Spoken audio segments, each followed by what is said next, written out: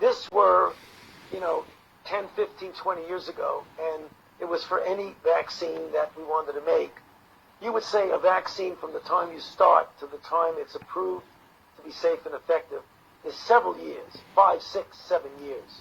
That's unacceptable for now. So what happened is that as soon as we got the sequence of the virus from the Chinese, we pulled it out of the public database and stuck the gene into a vaccine platform and worked on it literally within a day of when it came out. 65 days later, namely 2 days ago, we gave the first injection to a normal volunteer for a phase 1 trial to see if it's safe.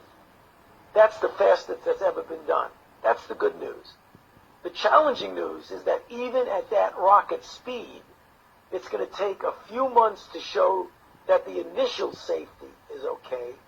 Then you go into a phase 2 trial, which instead of involving 45 people, which we have in the phase 1 trial, it involves hundreds, if not thousands of people. That will take another 6 to 8 months to even know if it works.